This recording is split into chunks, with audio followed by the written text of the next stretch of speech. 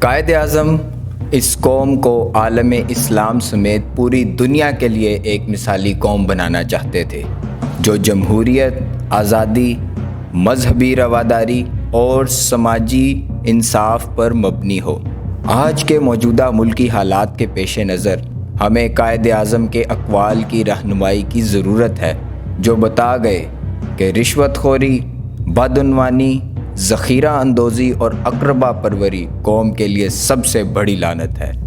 اگر ہم نے اپنی قوم کی تعمیر کرنی ہے تو ہمیں اپنے معاشرے کو ان بیماریوں سے پاک کرنا ہوگا، وگرنہ اور کوئی راستہ نہیں سوائے انتشار اور موجودہ ملکی حالات کے۔ یوں ہاتھ نہیں آتا وہ گوہر یکدانہ، یک رنگی و آزادی اے ہمت مردانہ۔ پاکستان کو بنے ہوئے 76 سال ہو چکے ہیں، لیکن پاکستان کا نوجوان آج بھی پاکستان کی اساس سے ناآشنا ہے۔ ان تمام گزشتہ برسوں میں پاکستان جن حالات سے دوچار رہا ہے، ان تمام مسائل کا قائد اور اقبال کے نظریے کی روشنی میں کیا حل ہے؟ اتحاد یہ ایک ایسا لفظ ہے جو اپنے اندر پوری کائنات سمو لیتا ہے، کیونکہ اسی کی بنا پر افراد کا مجموعہ ایک قوم بن جاتا ہے، اور پھر یہی جذبہ اتحاد اس قوم کو قوت بخشتا ہے، اور یہی جذبہ اس قوم کو ایک نظریے پر لا کر کھڑا کرتا ہے۔ جیسا کہ قائد اعظم نے کہا تھا، ہماری نجات، دفاع اور عزت پاکستان سے ہے۔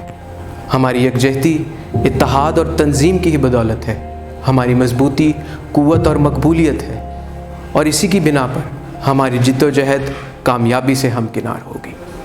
آپ ایک عظیم تحریک کی حامل قوم ہیں، اس لیے کسی سے خوفزدہ ہونے کے بجائے کام اور کام کے اصول پر عمل کریں اور اپنے ایمان، اتحاد اور تنظیم کو کبھی فراموش نہ کریں۔ بحیثیت طلباء سب سے پہلے مکمل انہماک سے آپ کو اپنی تعلیم مکمل کرنی چاہیے، پھر ہی اپنے شعبے میں صلاحیتوں کا لوہا منوانے کے بعد قومی سیاست میں شمولیت اختیار کر کے آپ ملکی ترقی کے دھارے کا رخ بدل سکتے ہیں۔ جناح نے پاکستان کو ترقی کی راہ پر گامزن کرنے کے لیے جو ایک بنیادی اصول بتایا تھا وہ اسلامی جمہوریت کا تھا، اور اس کی بنیاد وہی تھی جو اصول آپ صلی اللہ علیہ وسلم نے ریاست مدینہ کو چلانے کے لیے بنائے تھے۔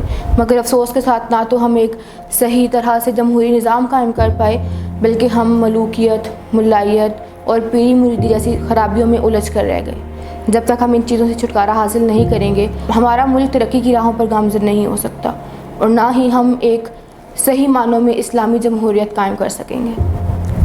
ہمیں اپنی اقلیتوں کو ساتھ لے کر چلنا ہے اور اس کے ساتھ ساتھ مذہبی رواداری کا مظاہرہ بھی کرنا ہے، تبھی ہم اپنے ملک کو ایک مثالی ریاست بنا سکتے ہیں۔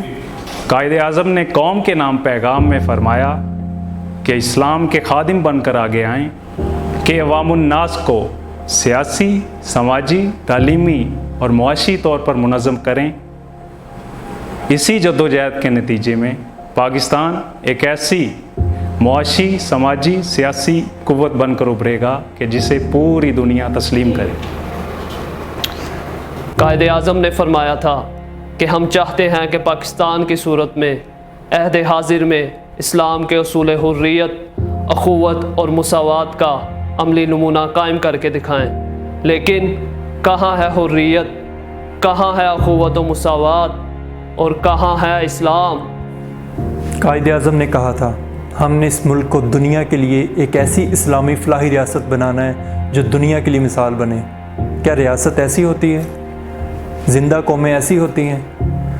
جس ملک کو ہم نے ایک مثالی ریاست بنانا تھا، ہم تو اس کو ریاست بھی نہ بنا سکے۔ بحیثیت قوم ہم سب نے اپنا کردار ادا کیا؟ اگر نہیں کیا تو بیٹھ کے سوچئے آج ہم کہاں کھڑے ہیں۔ خود کو میدان عمل میں آزمائیں، خود پہ بھروسہ اور خدا پہ یقین کرنا سیکھیں۔